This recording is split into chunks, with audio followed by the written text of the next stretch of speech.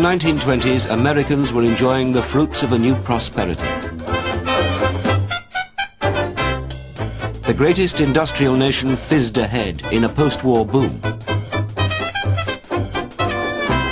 For those who had money, it was a time to get rich quick. Believing they could only win, 1 million Americans had their money in the stock exchange. In just 4 years, their shares roared up 400%. It was rank speculation. There were going to be 2 chickens in every pot, and everybody was going to have 2 automobiles. And everybody and his uncle would be calling me up buying stocks. They never asked what price they were going to pay. You just bought them, and that was all. Then, on the morning of October the 24th, 1929, the unthinkable happened. All of a sudden, these orders started pouring, and everything was sell. It was just down, down, down. The market kept going down.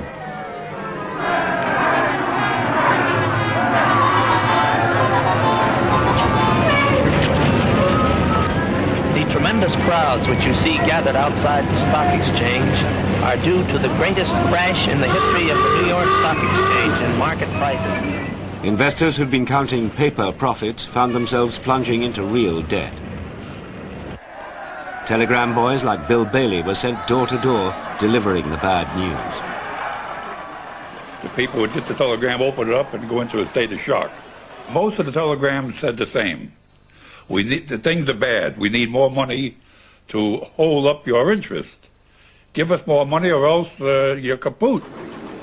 Then come back an hour later saying you better hurry. We're going under. And it was the same person getting telegrams left and right until finally they just shut the door because they knew what it was. And it was shortly after that that we found out that people were jumping out windows, going bananas, trying to reconcile their differences, figuring that was the best way to go, you know, head first. The crash affected people far beyond Wall Street. The greatest victims were not the wealthy, but working people around the world. Capitalism had promised progress and prosperity for all. Instead, it delivered mass unemployment and the breadline. From the debris came a new demand for action. Throughout the 1930s, people would press their leaders to bring back their jobs. Americans like Bill Bailey were caught in a vicious downward spiral. I couldn't find a job. I'd get out and maybe hustle 15 places a day, banging on warehouse doors, stuff like that, trying to find a job. Impossible. I ended up selling apples. And it wasn't easy, you know.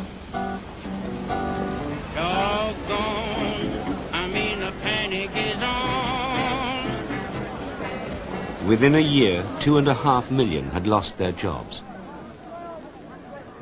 Especially in New York City, there was nothing that struck the imagination more than seeing a soup line of 500 people. Then 2 days later, 1,000 people, the same line. And they kept on growing and growing till they went around the block.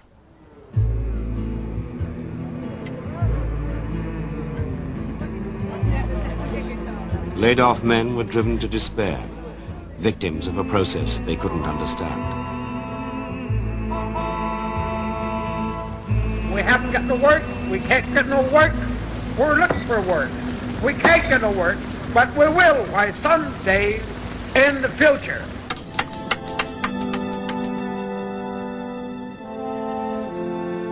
As people had less to spend and trade slowed, more factories closed in one country after another. It seemed unstoppable forces were at work, which individual governments could do nothing to control.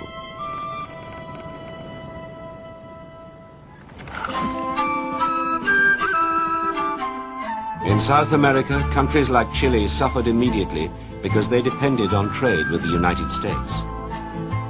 Chile's copper miners had prospered in the 1920s. But the good times were over. Fernando Liborio had just started work. Cuando vino el crash en Estados Unidos When the crash happened in the United States, Sencillamente, quite honestly, nothing like it had ever been known no before. habían conocimiento de algo semejante. It was as if you were Como walking usted along va the street andando por and la suddenly calle y something de hit repente le you. llega un golpe y queda aturdido. Porque esto estaba muy lejano. To us, para it all nosotros, seemed very Nueva remote, York. miles away. New York was a long way off. Pero en cambio cuando a uno le But when dice your own patrón, boss tells you you haven't got a "Tiene job trabajo", anymore, then you really felt it. entonces sencillamente ahí sí que hay impacto fuerte.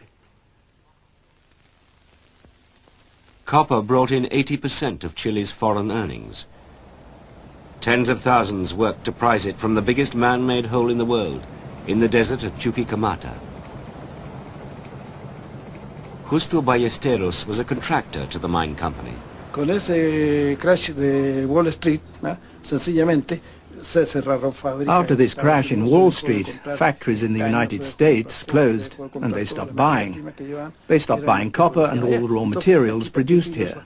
This paralyzed the market here and so directly affected the entire working population. People were ruined, companies went bust. It was a crisis. The slump was even more devastating for Chileans who produced nitrates, shipped to farmers all over the world as fertilizer.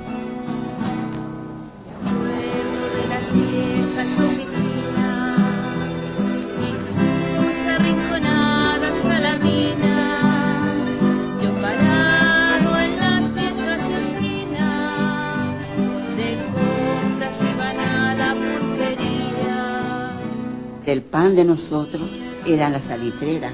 The nitrate works was our daily bread. It was our security. There wasn't anything else. Where else were we going to work when the desert was so vast? Claudina Montaño Diaz's family were all nitrate workers. Un día en diciembre, nosotros en nuestra casa, pues ya One mi day in marido December we llegaba were de at home trabajar. and my husband came Y back me from decía, work. "Fíjate que va Listen, he a said, parar, me they're decía, closing it esta down. And Así we had to que tal go. fecha tenemos Soon que they ir". were sending the Y a people poco away. iban repartiendo la gente.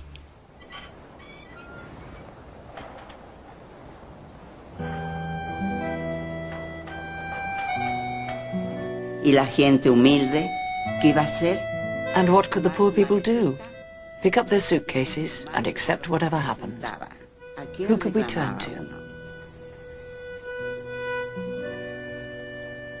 Tantos pueblos para el norte, todo eso quedaba abandonado. So many towns in the north abandoned, Pueblos grandes, all abandoned. todo quedaba That was the crisis of Esa fue 1930. la crisis del 30. Thousands of unemployed miners headed for the capital, Santiago. The government, now bankrupt, was overwhelmed by the numbers.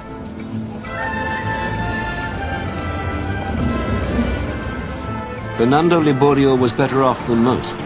He had somewhere to stay. Entonces mi tía me llama en la mañana, me dice, My aunt called me one morning and said, "Look what's going on in the street." nosotros por la ventana, We looked out of the window and saw them lifting people up by the feet and arms and piling them onto a cart. I asked if they were drunk, but they weren't drunk. They were dead. They died of hunger.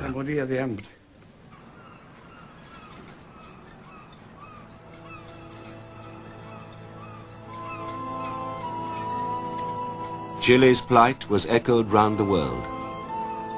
Trade collapsed. Without copper, nitrate, or any other cargoes to carry, merchant shipping was idle, and no new ships were needed.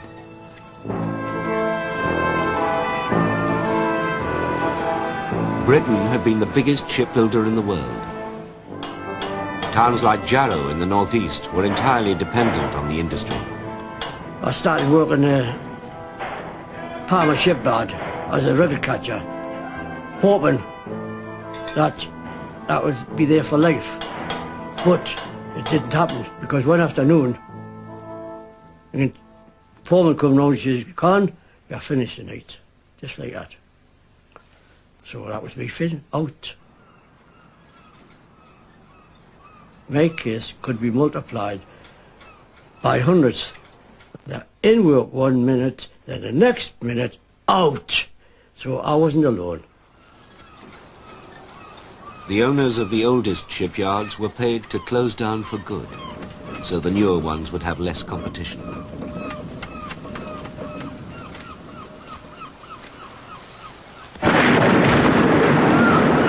Jarrow's twin cranes were scrapped as the town watched. It was just part of your life. Honestly, there were some women with tears in their eyes, seeing them go down because they knew that that was the finish. Once they came down, the yard was finished. They were a symbol. Hey? Once the symbol had gone, that's it, we're out. Terrible day. Once the yard had closed, it was as though a brilliant blanket had dropped over the town. You know, there was nothing they could do. We just hung around the streets. 3 out of 5 Jarrow workers were now unemployed. The government said the only way to end the slump was to cut public spending and wait for what they called natural recovery.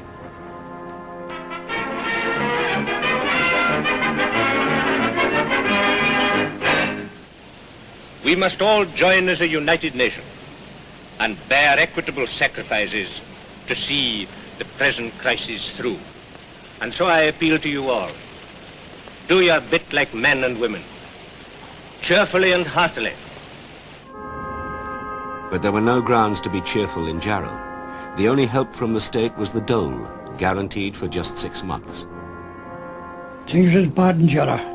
I'm telling you, it was only 26 for a man and wife, and 2 shillings each for each child. That was 32 bob for 3 kiddies.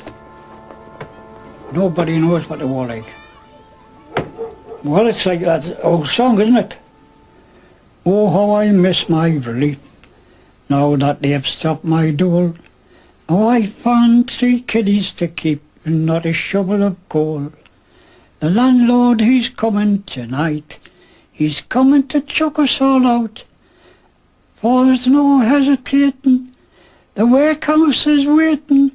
Old pal, how I miss my relief. That's it.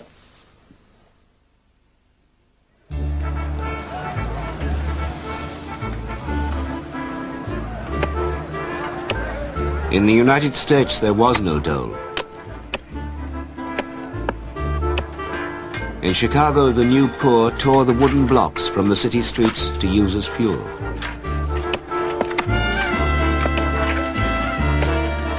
In 1929, John Tackman had arrived from Sweden, hoping to find the land of opportunity.